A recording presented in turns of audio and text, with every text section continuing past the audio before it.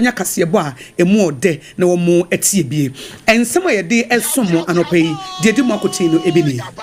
adrafo a won mu twitrotro se obeti atuane na nso osi biribi nti won ma twa sensen enro subransam subrane a eto won kran ene Ghana miamia bi no enya asem keto na omanfo akwa hohiahia kasie mu pa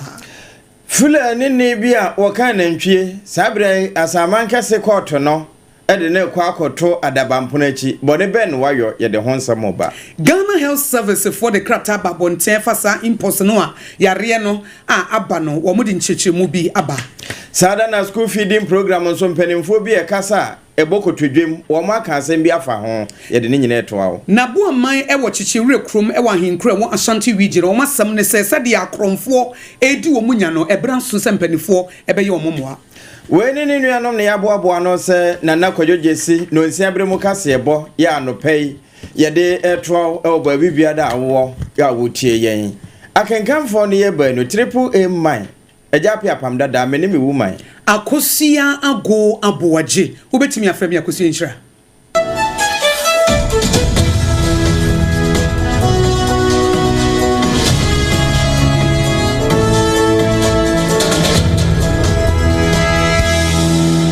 afei ensem no nkyeremu enie enura kwasia dai na eye kwasia dansuo ensuo a etonye e won kran ha ene ne mpotamo no na nyansam ketwa omanfo ekwa hohiahiam na ebiti setema west de wo mo chem se hode ensuo no eka kuro no moan eka bomu a na enyansam ketwa ensuo no ehyanse enura awia no miensa ehyanse toto aso a wo bra wa amre continuously don shire makoma miensa 3 hours na ensuo no nyaida na ensuo ne yiri ya ma wo mu wejade na wo mu hu baabi wo mu fo muti enhye kaneshifo na wo mu bre adabraka fo mu se adabraka adenta dodowa wo mu se we de adoye ena temane ne mpotamo nso na wo makwa hohiahia kasiem na wo mu kyerem se agi nkotoku ne mpotamo ne miamia bebre wo mu nso ebre pa ena agei kwadwo kanewu mpotamo ho no nso ewotema west ne mpotamo no eno nso ensuo yi ewurawura miamia esese ejapade na agei kwadwo kanewu kuro no ewotema eno mu si agei kwadwo kanewu kura de adehia nete ho no wo mu si ensuo no ma wo mu bofno wo mu ankasa ana wo mu gi wo mu baabi a enie edru baabi a ma fedie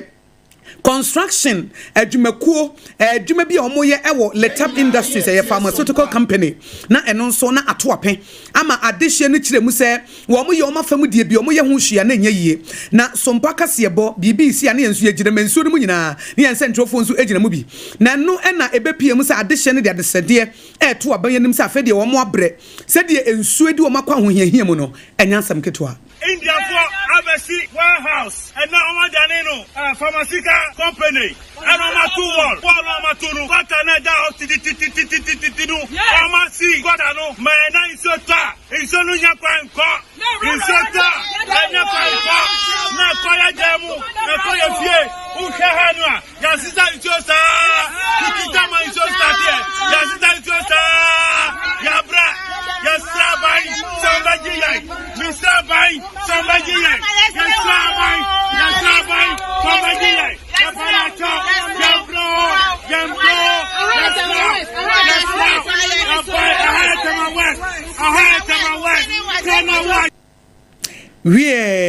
we eya de hye a wo mo ne sompa kase bokasa ye agye kwadwo kanewu ho tema wo mo wagya kaneshi adabraka wo mo se ye de amia adenta dodowa ene miamia bebre wo mu na echirem se aban ba ye moa na ba obi wo kro ogina nso na eduru ne kon akakra ne nso no kra afa no omanfo ne ajapade aseye no enyansam ketwa yetoa no nsiabre mu kase ye bwana na kwadwojesi company limited ya danse ho ne mapapa so yasene no eso a mede okọ asenkafo wono maboboa no adrafo wono mu twitrotro na no wo mo ebosujetire se enne enyade a wo mbekọ adwuma na so wo man kwa adwuma nso adwuma efo dodo na wo mbe leti na ebinom nso kra atena fie ne ebusa se wo mo ha on sen wono mo se enye petrol ntumu na enye spare parts de ntira na mmom wono hu se Ghana mra na yesa na nsententan echinkuma no enche akese wono me didwa wo ka ya de ahodo no ka kwan ho sesiye se driver ni bi fom na aka kojamo bia na ya che driver ni na kwa akotum nanso de yekotena akwa ho a eho nyedwa na wahye dwa ho no emra bi entia no eno nti yewura ya be man ne dom se wonom ede womo ka besisi ho na fe wape ba bia dadwene womo ho kosi se mpanimfo ebedwene ama bi aka wonom adrafo na wonom hye saa asemi ase no na enkrameyo wonon so keka no ho meyo Michael Alote wode to so se eda kye na ye benada na wama akwa akosie wonom etonton niema ewo kwan ho breko ho nyedwa na dwa wo ho a wo mafiri dwam abehye dwa wo kwan ho no saafo no nyina mfiri ho afi wonom nso etete ba bia nka nipa befa na ho na wonom ahye dwa wo mu nyina nso ntwe ho mfiri ansa na emra no adi won National Road Safety Authority wonom nso akasa bi a wo mo de kura se wonom hia yewura IGP se wo ma mra ne nya adwuma no obi bi obeto ne ma wo kwan ho breko anye ho ne yede ama no no emra ntimi ni no na adrafo te se ne wo mo se wo mo hu se mpanimfo o ka asema wo mo tie enti se wo mo yede a wo mo hwe kopem se wo mo hu sa mpanimfo atu sa na mo no enti enne atweate no anya amaso na ene yewura ya bema atwen komo ma ne kire mu sei Yabapa ya driver for no nso nyina chew se anoba ye nyina ye boy ye ho no bibi nti ya gumu kakra na nye se ye ye firi okra na de o nyina ne se emra no se de obi hu se eye nkofo bi na ese ehwe so na mbom no ma ye nhwe han so bo mfa nya adwuma ye keka ye ho kakra no ba chew e na ye ti se akra meyo aba be kasa se nyame ya adom a eda brada ye ntwen ma omo kotisa esane maye na mpanyimfo se bio se Abraham so ni ubedidi a mo atire nya tente enti yem pese na no asem bi enti no adobafo aye se eye empanyimfo asede se nkom na tu ase na omo antu anamo ene ye raise concern no omo akase omada omasori enti ye se yate Ghana fo nyina nya ya dance fo edruada ne brada kwen bia anwa enti dadruada no ye be ye din ni akoye aduma so eno eye de otua wo ma no se trotro adrafo wono mo pani yewura ya bema ene kasai na yeto akase bono so no Ghana Health Service for the abasa yare ne yefa ne impulse no wo ma gya tum sampa Ministry of Health Association pomden sem so wo mo nkrabata bi yefa ne National Public Health and Reference Laboratory wo ma yehwehwemu ama bepiem se enipa mienu na impulse yare no manya bi baako wo Greater Accra region hana baako so Western region it is a wo kan nyina bomu enipa nan na enya bie na sa impulse yare no ai bi kura kan monkeypox no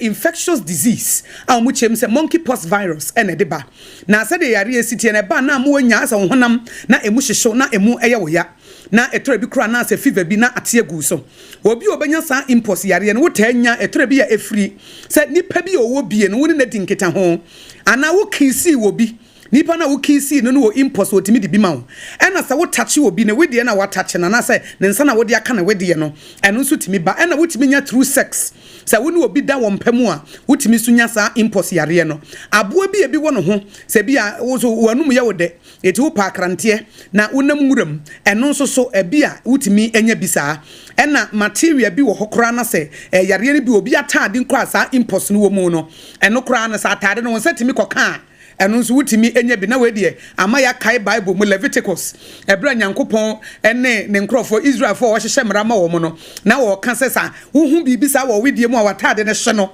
na because atade no infection na ka no Ghana Health Service adia tum se nyankopon de na ono de science no wonim dadaada asa abre nti obi atade impose impose no wo na nsa koka wutu etimi nya yare no Ghana Health Service fo adia tum se ampa edipa nan no wo manya bie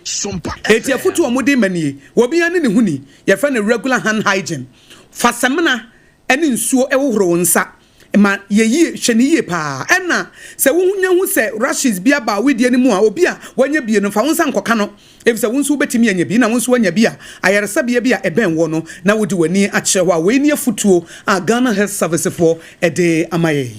na cho se nya bronko ena dokono nko chasa covid ba ye na ne hohoro yensa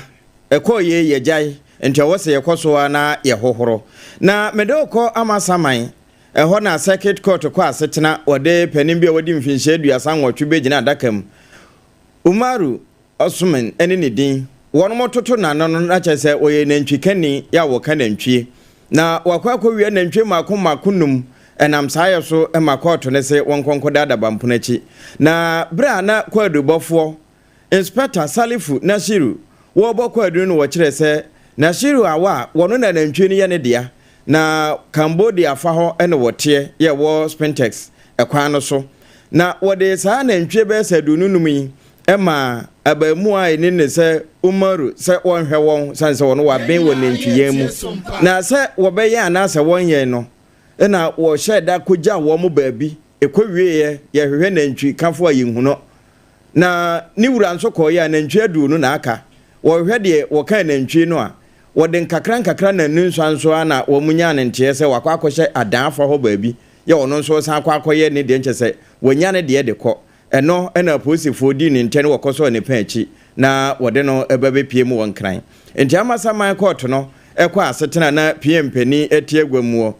Justice Enid Mafo Sew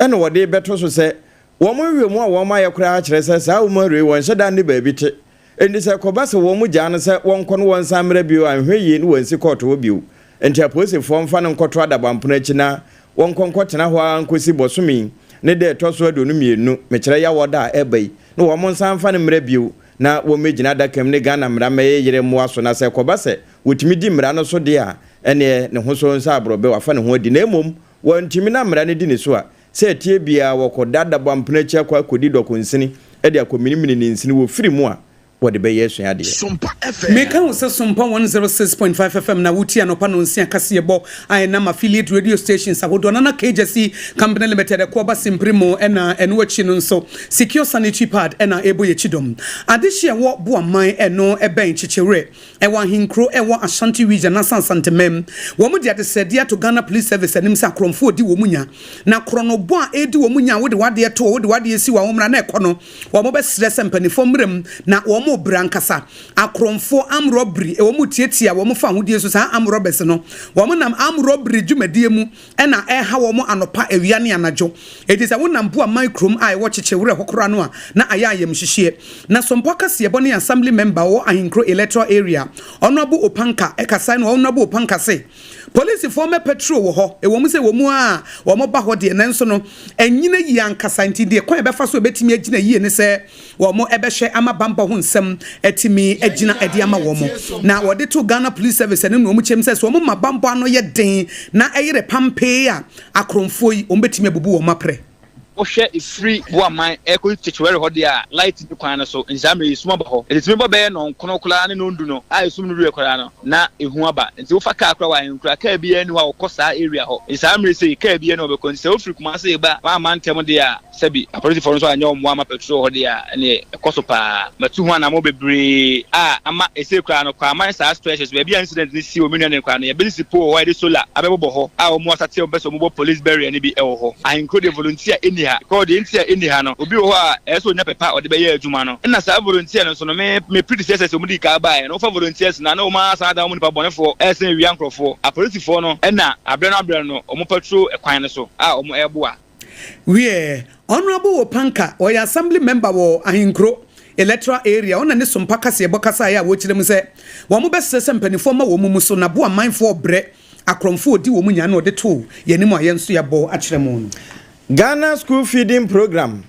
One must say, or my chance and say, I must say, Matron Fananka, Nuane, Dodona, dance, I a womoka. One month so credit can't cocoa far, Binsi, nomini Gary. They say, Dodona, so I know your quantum, and just say, what the year Gary Sokins, na a social. Na Nina, yes, say, a mubadaho, na by no hunu ni echo, na wadom iron and share for fro. Nanuna edu watch if one so dear same be a barbeto so say. No kwasemuni ententem ya mpenimfo emo wo mo ho so no wo mo nya nentem esan sa wo mmea wi no mo a wo mo de wo ho to sa school feeding yisu ntina asuafo ko school no a e kama say enrollment kura esote na yewura kofie sare wone ne pani a woda African Education Watch e friend say edu watch na no wono enene Sompa kase edi nkomo.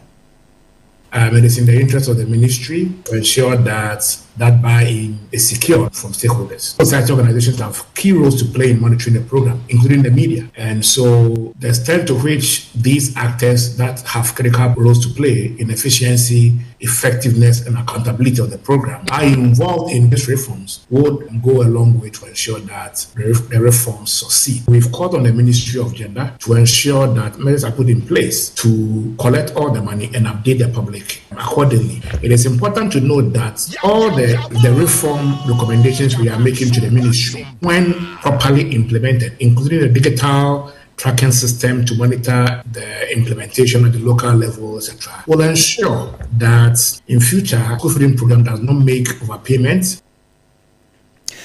Penia wono ene tria ejuocha no say executive director Yewra Kofi Asare na atenini Kasiebo wutie free Sompa 106.5 FM so ye dia sede man na KJC company limited ko ba sin primo adansi ho niema e chance ko wie ne nchen na wobenya say ye na do apply with building wire cement iron rods roofing sheets e ye ko ba sin primo adaworoma na ade ne say wo ye fair generation afa na besi dan a hya no so bia na na nsi bi wa nsi bia ye be ma free consultation asase ne ye wanya na ko abefa sia obefa so na obehya ase awie no e ko ba sin primo e be ma free consultation ne two for your foundation wa ha ye ne say wa ha ma architect wenye say mason for wan ye ne say we bebu wan ho befa cement de biesie ehwo fotuo ne nyina wo de bema wo na free delivery so eka ho it is enkran ha na bia obeto no tantra hill ana masaman ana asa kaso na obeto no a na no ba bia wo kobia na de akwa ma wo free eko ba simprimo eno no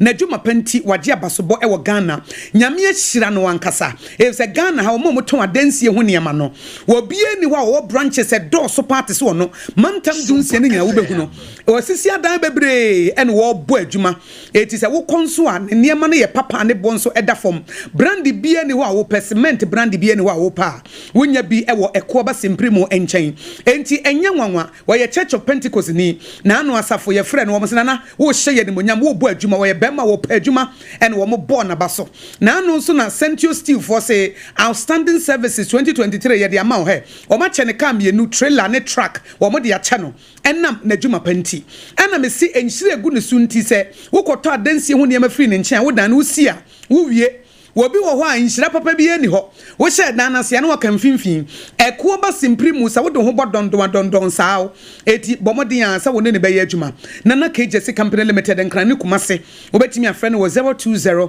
4355040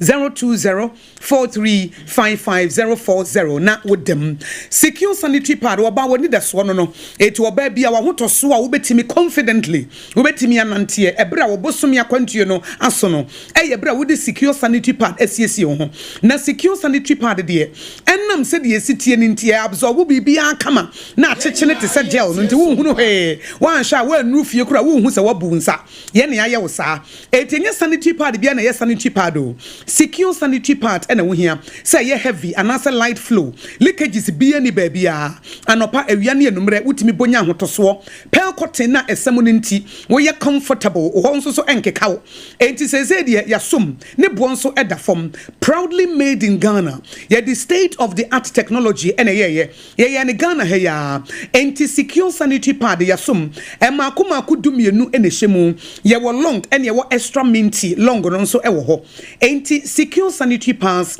ladies we are secured wobenye bi ewo supermarket ahodo corner shops malls and online shops ahodo say ye mampanyi his excellency John Dramani Mahama say wo beche sanitary pad ama secondary school for junior high school for we dey his excellency wadawroma secure sanitary pad necessary water na wo chema nkwada no every say ye made in Ghana proudly made in Ghana etiman microphone kwaye mfiri China menye emeto ema microphone kwaye no obi manso na sika ne nko se woto secure sanitary pad sika na ka Ghana he ya it's a state of the art technology no omade ye no Ghana for no omafo omadwuma it his excellency John Dramani Mahama secure sanitary pad na togu ne say ya na echema nkwada no na ama Ghana nyuma ejena na so fi se wo so promote wo de push aba se wo de push aba de ya ene push secure sanitary pad se de be ya Ghana for nkwada no ebenya hotoso we so eye papa eye quality so a unya hotoso ye gina we so na ya homeso ye ba ye de dia kanyina ebeto so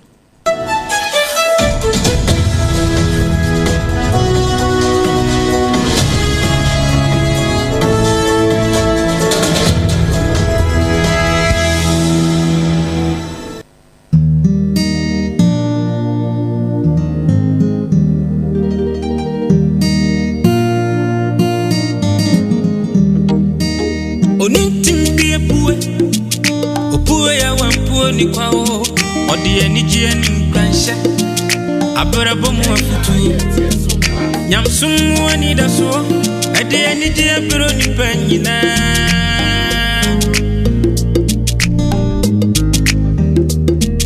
Sompa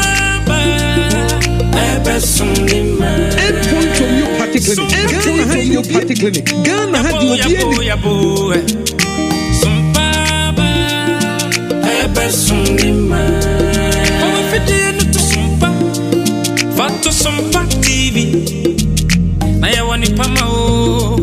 Na unu arada. If it's a good year, Munsamo Ubenya. Aberabum Munsamo Ubenya. Yamsum Munsam Ubenya. I need you Munsam Ubenya. And Yumpana Kakuma Ubenya. Yamai Muamano Sam Ubenya. Or some party bro Ubenya. Ubenya Nina Ubenya Sompa TV Yabana Papini Su Sompa Die Emma Kefiapa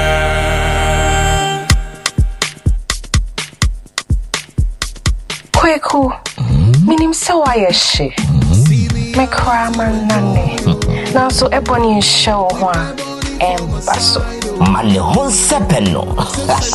Ebony condoms comes in different flavors and available in all pharmacies, chemical shops, over-the-counter shops, and pubs. For bulk purchases, contact 055-230-0075. Ebony condoms, Ghana's most pleasurable condoms. Make it worth it. We got peppermint, strawberry, vanilla, chocolate. We got peppermint, strawberry, vanilla, chocolate. It only the view means a condom. The condom mulia then it's not on but double dosu got as a condom. Endpoint Homeopathic Clinic. Ghana had the obi anim sesa ye prostate. Na baby omutimi ye screening ema hu ni ye etu asia. Na eye Endpoint Homeopathic Clinic. Anase eye kidney, eye liver problem. Wo fa baby ena adjujo. Na de fa ne premature ejaculation no a be ma bi a wo ne wodofo akwakwahia. Asa wo di ne ho agro. Asa wo tonte. Ene ye bra Endpoint Homeopathic Clinic na ye moa wo. Ema ne mema mo pa wo. Eye Endpoint Homeopathic Clinic. Wo mo dem fua. Yare bia infections bi ne wo ho. Anase bia wo hwa wo fa baby na adjujo. Kidney problem, prostate dear, a Endpoint Homeopathic Clinic. Ahinema kokobe kumase baako ho eben Angel Educational Complex no. Ena Accra hanso so dear. Wo mu ginemu ankasa. E was painters bebre friend share signboard no. Wudru na ubusasa wo pe Endpoint Homeopathic Clinic. Obia ebechro. For Endpoint e wo 0244867068 and 0274234321. Endpoint Homeopathic Clinic. Wo mu dem fo. Eh medo. Edrano pa wutimi to boase etwitwiwsi o ado na so ni se me de yas toothpaste and the brush and the twitwi mesima minya homka senti na ye bokoi na me die me all time favorite yas herbal toothpaste and the brush aboa me amasesei menum nso a enwunu anasa de ehia me semfimfem me biem na won hwese mesi aye fita sesrecha homa na et brightens yas whitening toothpaste and the brush and me di hwimese enti na wo se efei na yas total care gel toothpaste and the brush ne de ebo wo se ho ban demu ne nyina ema wonum ye sham. Oh yes, enu kretrodo. Yas Herbal, Yas Whitening, and Yas Total Care Gel Toothpaste, and the brush. Ebusian chamfa. Sawo peduduo 2 e won kan ha. For Leicester Ghana Limited, and was 050-161-9588. Leicester Ghana Limited, and the Yas Toothpaste mo ahodo, and the brush abedwaso abeboy. Munde dinam se menya foreign call. Hello. Hello papa, what about to be a new? Se me feel London, eko US. Na no kwade wo kunkura fa me bo mamania. Na papa mo ho te sei. Awurade aduma haboko. Na ko jejesi, eko ba sempene mo. De woton adanse ho niam no nso. Wo hye ho de. Oh, wo hye ho. Eko ba, mesi wo bo aduma kura sere kane no a. Na woduru US won so manfo bo ndin sa na. Hey papa USA hakuradi nana kujojesi company limited ajibe bia wo Holland, Germany, France, Italy, London, Canada eba adensi hu niam dia obia se nana kujojesi company limited na matese wo bie depo kesie bi e wo kasoa e ho na wo bia koto adensi hu niam na eye no kura papa no kura pa a police station in Chenhua hey akuo ba sempre mo no onye mereda hwe we kura no miensamua ene wo bia nfoforo yawo ba ko abu akwase paase kumase ene ba ko so pokua se nkran ha obia se nana kodwogesi eye bemaba e wo dansi mu oton cement iron rods banding wires and adua plywood and just said about danso te se bibia e de hye adansi ase de ko wie depo no nyina nso eye tufo bo wudu kuka mu a wo de kodwa free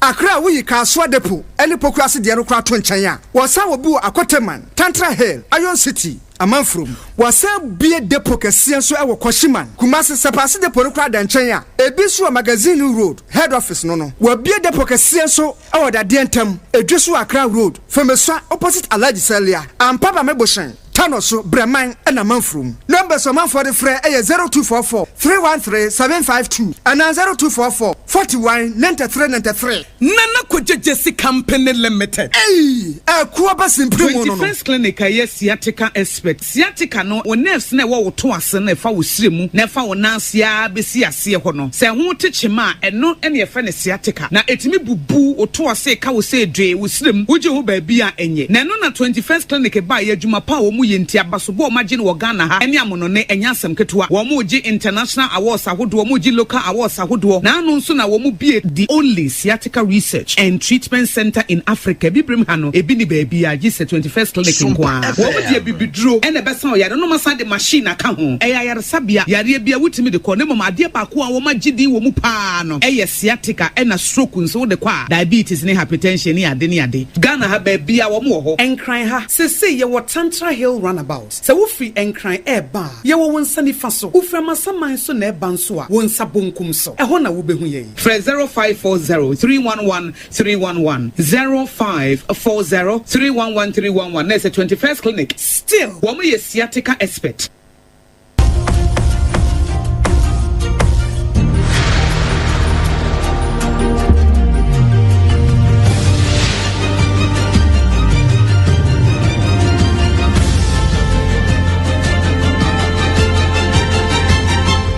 Sompa kasebo